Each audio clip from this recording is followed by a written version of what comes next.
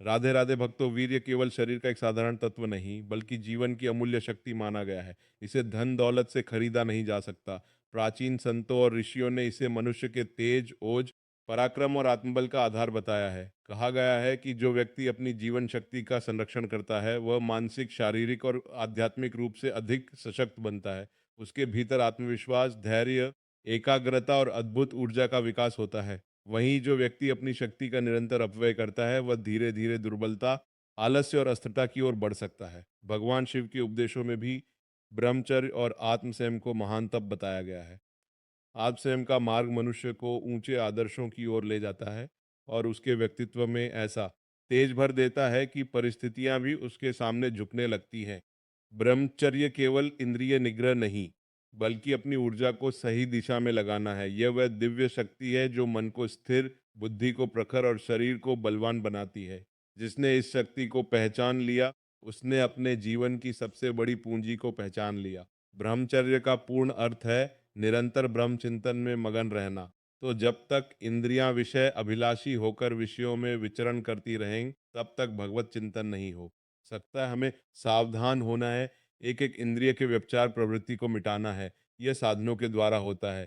कृपा से हमें साधन मिला है। वाणी का जो दोष है नाम गुण कीर्तन से नष्ट हो जाता है। श्रवणेंद्र जो दोष युक्त है ये नाम गुण कीर्तन श्रवण से नष्ट हो जाती है। नेत्र जो है संत दर्शन, भगवत श्री विग्रह दर्शन और सब में भगवत भाव से नेत्र पावन हो जाते हैं। इसी तरह समस्त इंद्रियों को संगीत एकमात्र परमात्म स्वरूप में लगाना ही पूर्ण ब्रह्मचर्य है।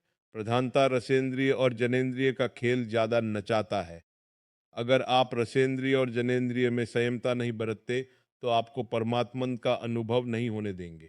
जब तक प्रभु की सुख का अनुभव नहीं होता भगवत आनंद का तक लाख कसम खा लो।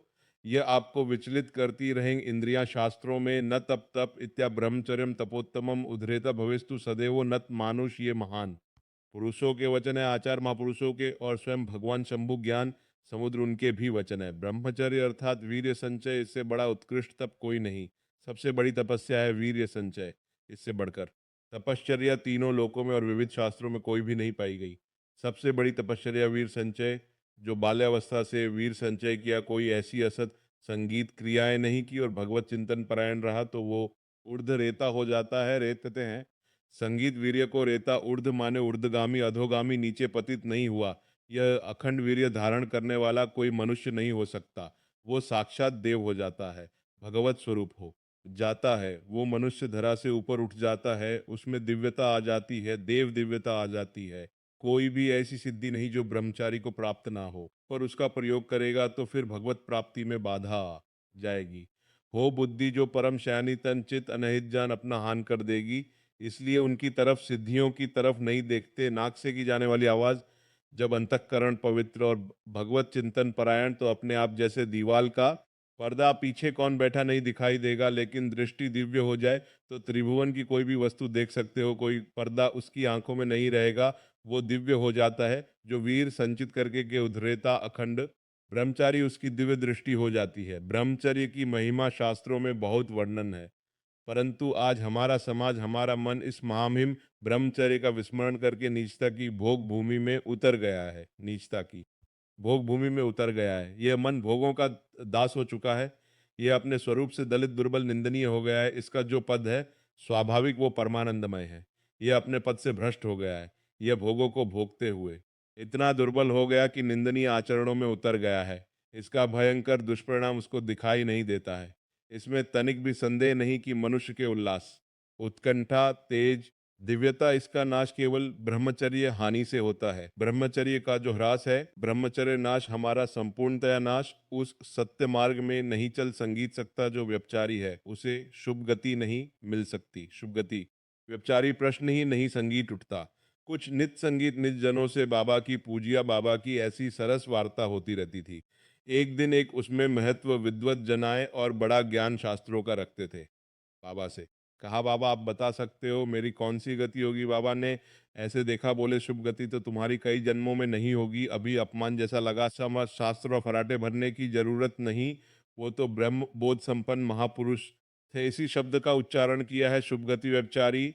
अब आप इसका का चिंतन करना। उनसे कहा, सर नीचा हो गए, क्योंकि वो दृष्टि से देख रहे हैं। आपको ज्ञान बहुत है लेकिन आपने अपनी इंद्रियों का संयम नहीं किया।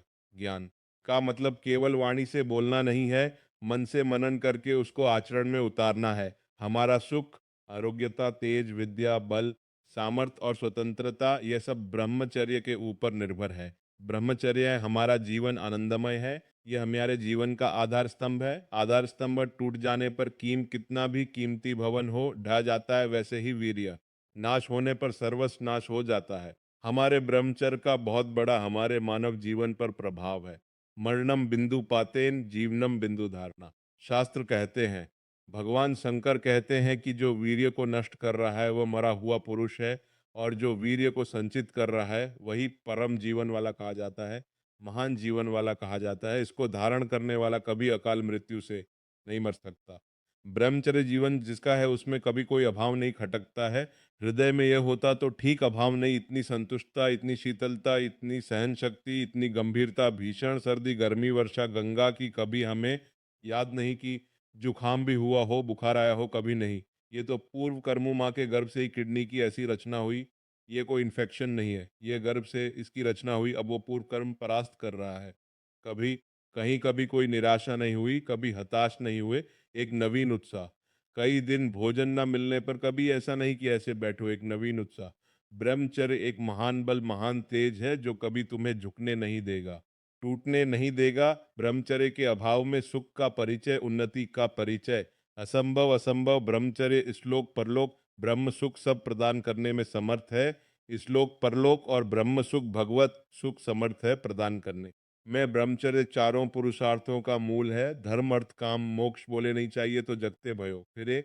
बैरागी वृंदावन रस में अनुरागी। अभी श्रीपाद ने कहा कि दपान कृत्म वृत्त श्री कृष्ण चंद्रे रसानुवत वृंदावन कार्पित वृत्त। अगर तुम भोगों का चिंतन करोगे तो प्रिया प्रीतम का चिंतन बन पाएगा। क्या क्रियाएं भागवती भले कर लो, थोड़ी चिंतन आपका वही विषय होगा तो चिंतन परिणाम लाता है भगवत प्राप्ति का। जो भाव स्थिति आती है वो चिंतन से आती है, चाहे धर्म का पालन हो या अर्थ का पालन हो या कामनाओं की पूर्ति हो या कामनाओं की निवृत्ति। मोक्ष या ब्रह्मचर्य प्रदान करता है, यह मुक्तिदाता है। वीर्य बहुत ही अनमोल वस्तु है जो पैसे से किसी भी तरह खरीदी नहीं जा सकती। इसी के बल से आप देवता बन सकते हैं, इसी के बल से आप ब्रह्मा बन सकते हैं, इसी के बल से आप ब्रह्म स्वरूप होकर मुक्त हो सकते हैं। बिना ब्रह्मचर्य धारण किए हुए कोई उत्तम पदवी को प्राप्त नहीं हुआ।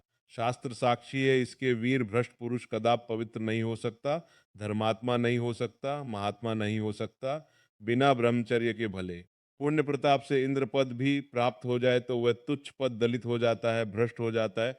जैसे महाराज नोस भोग प्रवृत्ति सची जी के प्रति भ्रष्ट हो गए, पद दलित हो गए, इंद्र पद से और अजगर बने। सामान्य मनुष्य की तो बात ही क्या है। ब्रह्मचर्य बहुत बड़ी हमारी निधि है। ब्रह्मचर्य संपूर्ण विद्याओं को प्रकाशित कर देता है। ब्रह्मचर्य समस्त वैभवों का स्वामी बना देता है। ब्रह्मचर्य समस्त दुर्भाग्य को मिटाकर सौभाग्य प्रदान करता है। ब्रह्मचर्य परम श्रेष्ठ पदवी, ब्रह्मचर्य परम स्वतंत्र स्थिति संगीत, ब्रह्मचर्य संपूर्ण उन्नति का बीज है। समस्त सिद्धियां ब्रह्मचारी का स्वयं वर्ण कर लेती हैं। कल चर्चा हुई थी कि 8 प्रकार के मैथुनों से ब्रह्मचारी को बचना चाहिए। इसके अलावा भी और बहुत से ऐसे साधन हैं जिनसे अपने ब्रह्मचर्य का नाश न जानने के कारण वो कर बैठता है। अष्ट मैथुनों में पहला बताया गया था, जो हमने पढ़ा, जो हमने सुना, जो हमने चित्र देखा, जो हमने उससे हमारे अंदर कामोत्तेजना पैदा होती है। ऐसे ना पढ़ना चाहिए, ऐसा ना देखना चाहिए, ऐसा ना सुनना चाहिए। दूसरा, जिस शरीर के देखने से हमारे अंदर काम प्रकट होता है, दृष्टि बचाइए, उसके अंग संग से दूर रहिए। कामोत्तेजक गाने, काम तेजक कामद, ये मत पढ़िए। तीसरा, जिन शरीरों के प्रति हमारे अंदर काम भाव आता है उनके साथ किसी भी तरह की क्रीड़ा मत कीजिए। हंसी मजाक खेल कूद मत कीजिए। चौथा, चोर दृष्टि से काम भाव से किसी को देखना। यश मैथुनों के अंतर्गत वो तो नहीं देख रहा, पर हम चुप करके उनके अंग प्रत्यंगों को देखकर काम भावना से युक्त हो रहे हैं। पांचवा, एकांत में बैठ कर के कामोत्तेजक बात करना। छठवां, ऐसा श्रृंगार करना जो कामोत्तेजक हो। ऐसी चेष्टाएं करना जो आपके ब्रह्मचर्य का नाश करने वाली हो। अश्लील बातें, अश्लील दृश्य, अश्लील कल्पनाएं, अश्लील चेष्टाएं। सातवां, काम भाव का अभिप्राय रख के बाहरी सादगी दिखाते हुए जिन शरीरों से कामकर्षण उनसे संबंध रखना बड़ा भाव पवित्र दिखा रहे हैं, पैर भी छू रहे हैं, हाथ भी जोड़ रहे हैं, वह अंदर अपनी वासना को पुष्ट कर रहे। तो भक्तों, यदि आप भी अपने जीवन में अद्भुत शक्ति, तेज, आत्मविश्वास और सफलता पाना चाहते हैं तो इस ज्ञान को केवल सुनिए मत, इसे अपने जीवन में उतारिए और ऐसी ही सनातन ज्ञान से भरी प्रेरणादायक वीडियो देखने के लिए चैनल को अभी सब्सक्राइब करें और जय श्री कृष्ण कमेंट में अवश्य लिखें।